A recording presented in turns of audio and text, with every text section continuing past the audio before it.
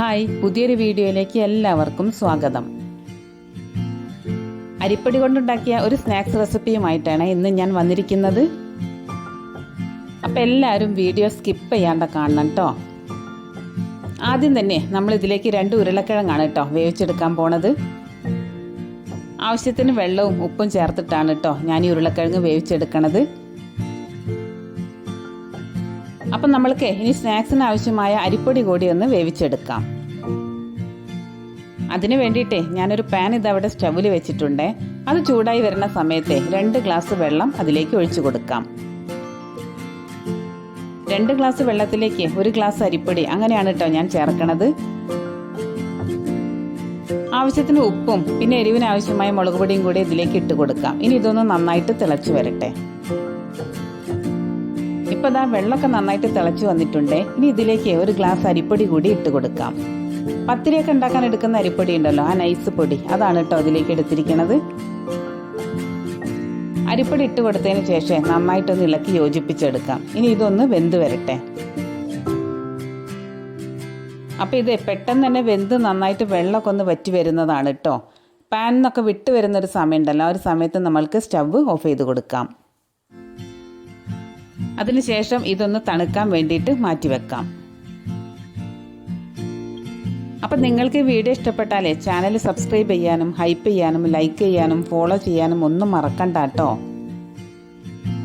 അതോടൊപ്പം തന്നെ നിങ്ങളുടെ ഫ്രണ്ട്സിനും റിലേറ്റീവ്സിനും ഒക്കെ ഈ വീഡിയോ ഒന്ന് ഷെയർ ചെയ്ത് കൊടുക്കൂ കേട്ടോ. നമ്മളുടെ അരിപ്പൊടി അത്യാവശ്യം ഒന്ന് ചൂട് കുറഞ്ഞ് വന്നിട്ടുണ്ട്. അപ്പം അത് വേറൊരു ട്രേയിലേക്ക് മാറ്റി കൊടുക്കുകയാണേ. ശേഷം നേരത്തെ നമ്മൾ വേവിച്ചുടച്ച് മാറ്റിവെച്ച ഉരുളക്കിഴങ്ങുണ്ടല്ലോ, അതും കൂടി ഇതിലേക്ക് ഇട്ട് കൊടുക്കാം. അതോടൊപ്പം തന്നെ ഒരു സവാള ചെറുതായി അരിഞ്ഞതും കുറച്ച് മല്ലിയില ചെറുതായി അരിഞ്ഞതും കൂടെ ഞാൻ ഇതിലേക്ക് ഇട്ട് കൊടുക്കുന്നുണ്ട്. എരിവ് കൂടുതൽ ആവശ്യമുള്ള ആൾക്കാർക്ക് കുറച്ച് പച്ചമുളക് ചെറുതായിട്ട് അരിഞ്ഞതോ അല്ലെങ്കിൽ ക്രഷ് ചെയ്ത വറ്റൽമുളക് ഉണ്ടല്ലോ, അതോ ഈ ഒരു സമയത്ത് ചേർത്ത് കൊടുക്കാവുന്നതാണ്. പിന്നെ ഞാൻ ഇതിലേക്ക് നല്ലൊരു ഫ്ലേവർ കിട്ടാൻ വേണ്ടിയിട്ട് കുറച്ച് ബിരിയാണി മസാലയും കൂടെ ഇട്ട് കൊടുക്കുകയാണ്. ഏറ്റവും ലാസ്റ്റ് കുറച്ച് മാഗി മസാലയും കൂടെ ചേർത്ത് കൊടുക്കുന്നുണ്ട്. ഈ ഒരു മാഗി മസാല ഓപ്ഷണലാണ് കേട്ടോ, നിങ്ങൾക്ക് ഇഷ്ടമുണ്ടെങ്കിൽ മാത്രം ചേർത്ത് കൊടുത്താൽ മതി. എന്നിട്ട് എല്ലാം കൂടെ നന്നായിട്ടൊന്ന് കുഴച്ചെടുക്കാം. ഇനിയിപ്പോൾ ഇത് കുഴച്ചെടുക്കുന്ന സമയത്ത് വേറെ വെള്ളമൊന്നും ചേർക്കണ്ട കേട്ടോ. ഇപ്പോൾ ഇതാ മാവൊക്കെ ഞാനിതാ നന്നായിട്ട് ഈ ഒരു പരുവത്തിൽ കുഴച്ചെടുത്തിട്ടുണ്ട്. ഒരു കട്ടിംഗ് ബോർഡ് എടുത്തതിന് ശേഷം അതിൻ്റെ മുകളിലേക്ക് കുറച്ച് എണ്ണ തടവി കൊടുക്കാം. എന്നിട്ട് നമ്മൾ നേരത്തെ തയ്യാറാക്കി വെച്ച മാവുണ്ടല്ലോ, അതിൻ്റെ മുകളിൽ വെച്ചിട്ട് പരത്തിയെടുക്കാം. ഇത് ഞാൻ കൈകൊണ്ട് തന്നെയാണ് കേട്ടോ പരത്തിയെടുക്കണത്. അത്യാവശ്യം കട്ടിയിൽ തന്നെ പരത്തിയെടുക്കണം. വളരെ കുറഞ്ഞ ചേരുവകൾ വെച്ചിട്ടുണ്ടാക്കുന്ന ഈ ഒരു സ്നാക്സ് നിങ്ങളെല്ലാവരും ട്രൈ ചെയ്ത് നോക്കണം കേട്ടോ. സൂപ്പർ ടേസ്റ്റാണ്. 4 മണിച്ചായയുടെ പലഹാരമായിട്ടും കുട്ടികൾക്ക് സ്കൂളിലേക്കൊക്കെ സ്നാക്സ് ആയിട്ടും ഒക്കെ ഉണ്ടാക്കി കൊടുക്കാൻ പറ്റിയ ഒരു അടിപൊളി പലഹാരമാണ് കേട്ടോ ഇത്. പിന്നെ ഉരുളക്കിഴങ്ങൊക്കെ ചേർക്കുന്നതുകൊണ്ട് തന്നെ ഇതിൻ്റെ പുറം ഭാഗം നല്ല ക്രിസ്പി ആയിട്ടും ഉൾഭാഗം സോഫ്റ്റ് ആയിട്ടാണ് ഇട്ടായിരിക്കണത്. നന്നായിട്ട് പരത്തിയെടുത്തതിന് ശേഷം ഞാനൊരു കത്തി ഉപയോഗിച്ചിട്ട് ഇതൊന്ന് കട്ട് ചെയ്തെടുക്കുകയാണേ. ഞാനിവിടെ ഒരു ട്രയാങ്കിൾ ഷേപ്പിലാണ് കേട്ടോ ഇത് ആദ്യം തന്നെ കട്ട് ചെയ്തെടുക്കുന്നത്. 2 പോർഷനായിട്ടാണ് കേട്ടോ മാവ് ഞാൻ പരത്തിയെടുക്കുന്നത്. അപ്പോൾ ആദ്യത്തേത് ഈ ഒരു രീതിയിലും രണ്ടാമത്തെ പോർഷൻ ഞാൻ വേറൊരു ടൈപ്പിലുമാണ് കേട്ടോ മുറിച്ചെടുക്കണത്.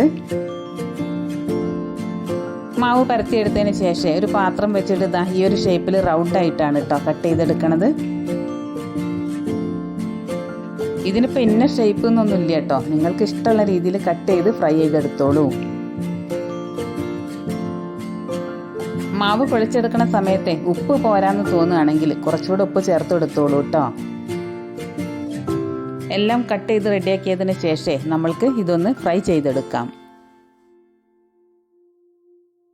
ഫ്രൈ ചെയ്യാൻ വേണ്ടിയിട്ട് ഞാനൊരു നോൺ സ്റ്റിക്കിൻ്റെ അപ്പച്ചട്ടിയാണ് കേട്ടോ എടുത്തിരിക്കുന്നത്.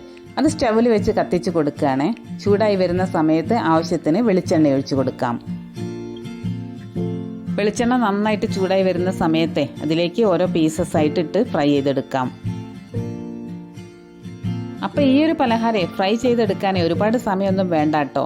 അരിപ്പൊടിയും ഉരുളക്കിഴങ്ങും ഒക്കെ നേരത്തെ വേവിച്ചതായതുകൊണ്ട് തന്നെ പെട്ടെന്ന് തന്നെ ഇത് വെന്ത് കിട്ടുന്നതാണ്. ഇനിയിപ്പോൾ നിങ്ങൾക്ക് ഓയിലിൽ വേണമെങ്കിൽ അങ്ങനെയും ഫ്രൈ ചെയ്തെടുക്കാം. വെളിച്ചെണ്ണ തന്നെ വേണമെന്ന് യാതൊരു നിർബന്ധവുമില്ല.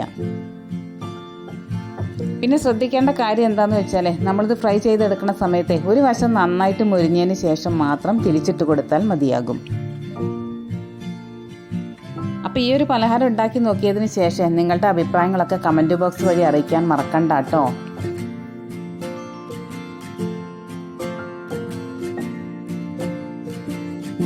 ബാക്കിയുള്ളതും കൂടി മുഴുവനായിട്ടും ഫ്രൈ ചെയ്തെടുക്കാം. നിങ്ങൾക്ക് വേണമെങ്കിൽ ഗോതമ്പ് പൊടി കൊണ്ടും ഈ ഒരു പലഹാരം ഉണ്ടാക്കിയെടുക്കാം കേട്ടോ. പക്ഷെ അരിപ്പൊടി കൊണ്ട് ഉണ്ടാക്കുമ്പോഴാണ് അതിന് നല്ല ടേസ്റ്റ് കിട്ടുക.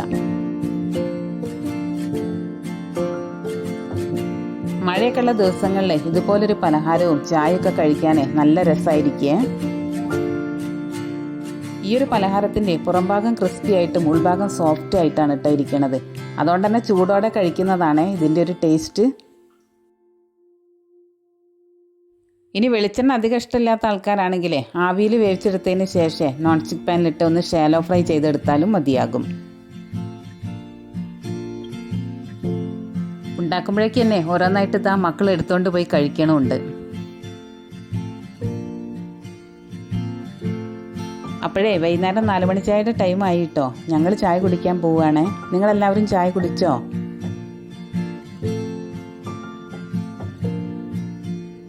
ടൊമാറ്റോ സോസ് കൂട്ടി കഴിക്കുമ്പോഴേ ഈ ഒരു പലഹാരത്തിന് സൂപ്പർ ടേസ്റ്റാണ് കേട്ടോ. ട്രൈ ചെയ്ത് നോക്കിയിട്ടേ നിങ്ങളുടെ അഭിപ്രായങ്ങളൊക്കെ കമൻറ്റ് ബോക്സ് വഴി അറിയിക്കണേ.